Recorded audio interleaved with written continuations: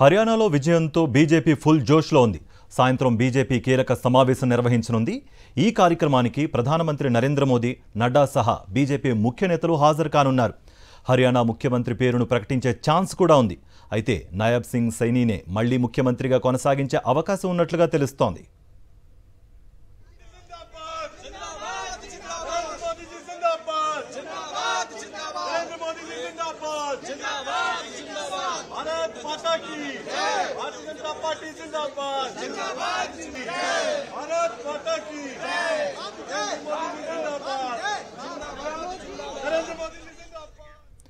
జమ్మూ కాశ్మీర్లో ప్రభుత్వ ఏర్పాటుకు ఎన్సీ కాంగ్రెస్ కూటమి సిద్ధమవుతోంది.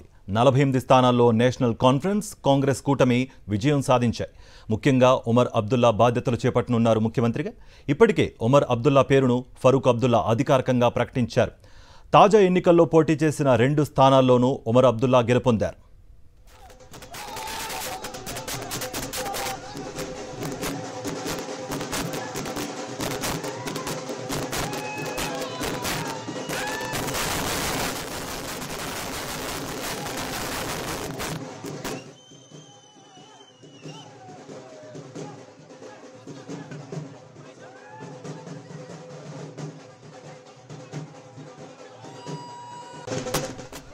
Right, Haryana and Jammu Kashmir election results సంబంధించి మరింత సమాచారం మా ప్రతినిధి వెంకటేష్ అందిస్తారు.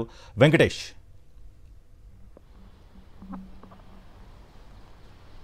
హర్యానాలో బీజేపీ హ్యాట్రిక్ విజయాన్ని నమోదు చేసింది. మరోసారి అధికార పీఠాన్ని హస్తగతం చేసుకుంది. కొత్తగా ముఖ్యమంత్రిగా బాధ్యతలు స్వీకరించినటువంటి నాయబ్ సింగ్ సైని 6 నెలల్లోనే తిరిగి బీజేపీని మళ్ళీ అధికారంలోకి తీసుకురాగలిగారు. దానికి తోడు నరేంద్ర మోడీ చరిష్మా, అమిత్ షా వ్యూహాలన్నీ కూడా కలిసి వచ్చాయని పార్టీ వర్గాలు అభిప్రాయపడుతున్నాయి.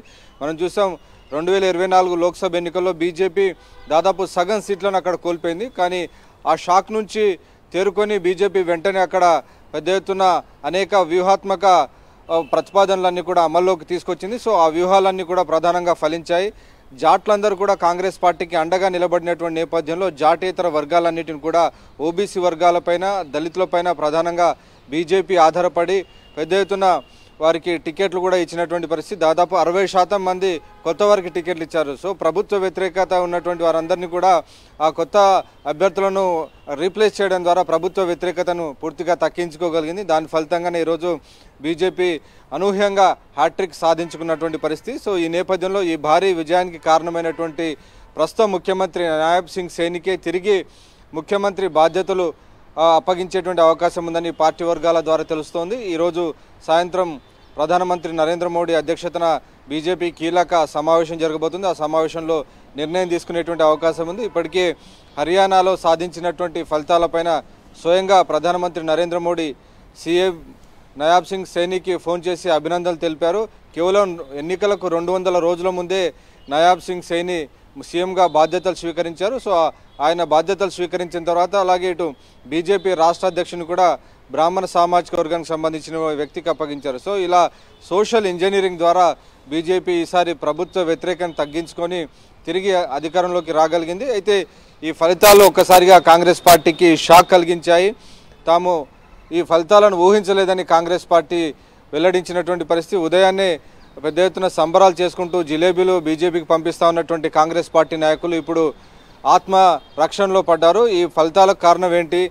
కేంద్ర ఎన్నికల సంఘం ఉపయోగించినటువంటి ఈవీఎంల పైన అనేక అనుమానాలను కూడా కాంగ్రెస్ పార్టీ వ్యక్తం చేస్తుంది. 2 రోజుల్లో కేంద్ర ఎన్నికల సంఘాన్ని కలిసి ఈవీఎంల పనితీరుపైన ఫిర్యాదు చేస్తామని చెప్తున్నటువంటి పరిస్థితి. సో మొత్తానికి కాంగ్రెస్ పార్టీకి అనుకోని షాక్ తగలడంతో ఒకసారిగా పార్టీ శ్రేణులన్నీ కూడా నిరాశలో మునిగాయి. సో ఈ నేపథ్యంలో ఇటు జమ్మూ కాశ్మీర్ ఫలితాలు కొంత కాంగ్రెస్ పార్టీలో కొంత ఒక ఆశాజనకంగా కనబడుతున్నటువంటి పరిస్థితి. సో నేషనల్ కాన్ఫరెన్స్, కాంగ్రెస్ కూటమి 2 కలిసి సంయుక్తంగా అక్కడ ప్రభుత్వాన్ని ఏర్పాటు చేయబోతున్నాయి. ముఖ్యమంత్రిగా ఉమర్ అబ్దుల్లా అవుతారని ఇప్పటికే ఆయన తండ్రి ప్రకటించినటువంటి పరిస్థితి. సో ఫరూక్ అబ్దుల్లా కొద్దిసేపటి కిందట ఆయన ప్రకటించారు. తన తనయుడు ఉమర్ అబ్దుల్లా ముఖ్యమంత్రిగా బాధ్యతలు స్వీకరిస్తారని. ప్రభుత్వం ఏర్పాటు చేయడానికి అవసరమైనటువంటి బలం నేషనల్ కాన్ఫరెన్స్, కాంగ్రెస్ కూటమికి జమ్మూ కాశ్మీర్లో వచ్చింది. సో ప్రభుత్వం సుస్థిరంగా నడిచేటువంటి అవకాశం ఉంది. కాబట్టి ఆ మేరకు తాము ప్రజలకు ఏదైతే హామీ ఇచ్చామో జమ్మూ కాశ్మీర్కు రాష్ట్ర హోదా తిరిగి సాధిస్తామనేటువంటి హామీతో కాంగ్రెస్ పార్టీ నేషనల్ కాన్ఫరెన్స్ ఎన్నికల్లో ప్రచారం చేశాయి. సో ఆ హోదా తీసుకొచ్చేందుకు ప్రయత్నం చేస్తామని ఇప్పటికీ రెండు పార్టీలు కూడా ప్రకటించినటువంటి పరిస్థితి. సో మొత్తానికి రెండు రాష్ట్రాల ఎన్నికల ఫలితాల్లో ఒకటి బీజేపీకి రాగా మరొకటి ఇండియా కూటమికి, నేషనల్ కాన్ఫరెన్స్ కాంగ్రెస్ కూటమి పరమైనటువంటి పరిస్థితి. సో 1-1 తేడాతో రెండు పార్టీలకు కూడా టై అయినటువంటి సందర్భం మనకు కనబడుతోంది. వెంకటేష్, ఇప్పుడు చూసుకుంటే ఎగ్జిట్ పోల్స్ అంచనాలు తలకిందులైపోయాయి. బట్ హర్యానాలో గెలవదు అనుకున్న బీజేపీ ఏదైతే ఎగ్జిట్ పోల్స్ అంచనాలు ఉన్నాయో దానికి తగ్గట్టుగా కూడా రివర్స్ అయిన పరిస్థితి అయితే కనిపిస్తోంది.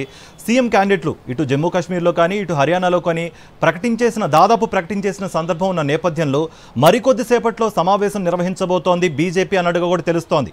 ఈ సీఎం క్యాండిడేట్ ఎవరు అనే దాన్ని పక్కన పెడితే ఇంకా ఇతరత్ర అంశాలు ఏవైతే చర్చకొచ్చే అవకాశాలు కనిపిస్తున్నాయి అంటారు? ప్రధానంగా హర్యానా విషయంలోనే ఎగ్జిట్ పోల్ ఫలితాలు తలకిందులయ్యాయి. జమ్మూ కాశ్మీర్లో ఎగ్జిట్ పోల్ ఫలితాలు యథావిధిగా మనకు కనిపించాయి. నేషనల్ కాన్ఫరెన్స్ కాంగ్రెస్ పార్టీ కలిసి అక్కడ అధికారాన్ని దక్కించుకుంటాయని పోల్ స్టార్స్ ముందుగానే ప్రకటించారు. సో దానికి అనుగుణంగానే, అంచనాలకు అనుగుణంగానే యాక్చువల్ ఫలితాలు వచ్చాయి. కానీ హర్యానాలో మాత్రం పూర్తిగా అన్ని సర్వే సంస్థలు కూడా వారు ఇచ్చినటువంటి అంచనాలను కూడా తలకిందులైనటువంటి సందర్భం మనకు కనబడుతుంది. ఇందులో బీజేపీ రచించినటువంటి వ్యూహం అనేది భారీ ఎత్తున ఫలించింది.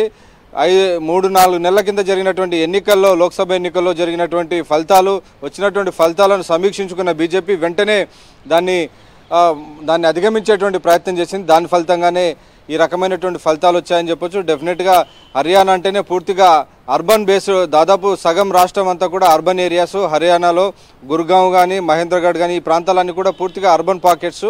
సో మిగిలినటువంటి రిమైనింగ్ అర్బన్ రూరల్ ఏరియాస్లో కూడా బీజేపీ కొంత పట్టు సాధించగలిగింది.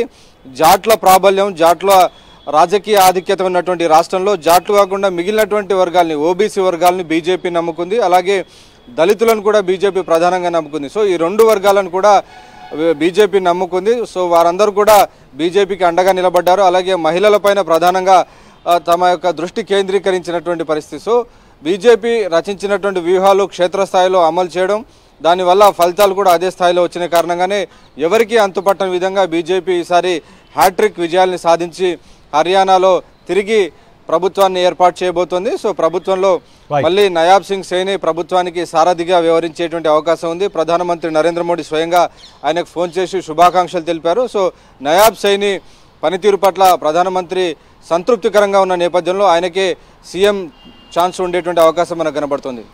Right Venkatesh, thank you for the update.